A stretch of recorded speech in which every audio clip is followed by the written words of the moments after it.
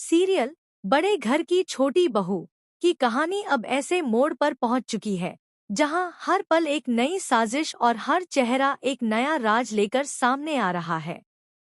कहानी अब घर की चार दीवारों से निकलकर कोर्टरूम तक पहुंच चुकी है, जहां सच्चाई और झूठ की असली लड़ाई शुरू होती है।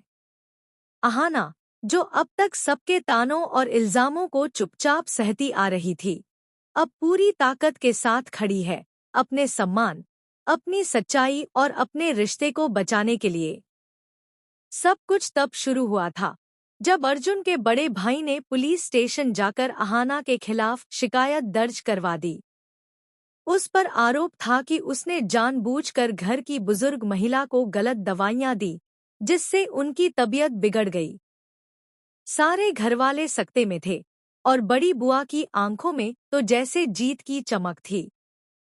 लेकिन पुलिस इंस्पेक्टर ने साफ कहा, जब तक कोर्ट में ठोस सबूत नहीं पेश किए जाते, तब तक किसी को दोषी नहीं माना जाएगा। यहीं से कहानी ने मोड़ लिया और अदालत की चौखट पर पहुंच गई। अर्जुन इस बार बिल्कुल चुप नहीं बैठा। उसे अहाना की मासूमियत पर पूरा भरोसा था। उसने घर में छुपे हर कोने की छानबीन की, नौकरों से सवाल किए, दवाइयों की असली रिपोर्ट निकलवाई और आखिरकार उसे वो सच हाथ लग गया जो अब तक किसी की नजरों से छिपा हुआ था। असली गुनहगार और कोई नहीं, खुद बड़ी बुआ थी। वही बड़ी बुआ जिन्होंने अपने चेहरे पर मासूमियत का नकाब चढ़ा रखा था, लेकिन उनके इरादे अंदर से जहर भरे थे। अर्जुन ने वो सारे सबूत अहाना को सौंप दिए, सीसीटीवी फुटेज, मेडिकल रिपोर्ट और नौकरों के बयान, और कहा, अब वक्त आ गया है कि तुम खुद अपनी लड़ाई लड़ो। ये अदालत तुम्हारी आवाज सुनेगी और तुम्हें न्याय जरूर मिलेगा। अहाना की आंखों में आत्मविश्वास लौट आया। वो अब डरी हुई बहू नहीं थी, बल्कि एक बहादुर स्त्री थी जो अपने सम्मान के लिए पूरी दुनिया से लड़ने को तैयार थी।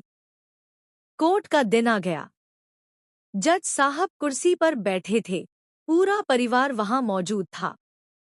हर कोई घबराया हुआ, परेशान और एक दूसरे की आंखों में जवाब तलाशता हुआ नजर आ रहा था।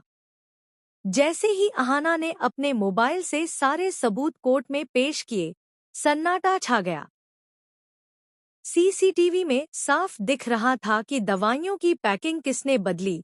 मेडिकल रिपोर्ट में साफ लिखा था कि बुजुर्ग महिला को जो दवाइयां दी गई थी, वो जानलेवा साबित हो सकती थी। और नौकरों के बयानों से ये भी साफ हो गया कि बड़ी बुआ ही वो शख्स थी जो सब कुछ अपने नियंत्रण में रखना चाहती थी। जज साहब ने जैसे ही सबूतों को गौर से देखा, उनके चेहरे पर भी गंभीरता छा गई। कुछ मिनटों की चुप्पी के बाद उन्होंने फैसला सुनाया, अहाना निर्दोष है। असली दोषी बड़ी बुआ है। ये सुनते ही पूरे परिवार की आंखें फटी की फटी रह गईं। दुर्गा देवी, जो अब तक अहाना से नफरत करती थी, उनकी आंखों में भी अफसोस की झलक दिखाई दी। पुलिस ने तुरंत बड़ी बुआ को हिरासत में ले लिया। वो चिल्लाईं, रोईं, लेकिन अब उनकी कोई नहीं सुन रहा था।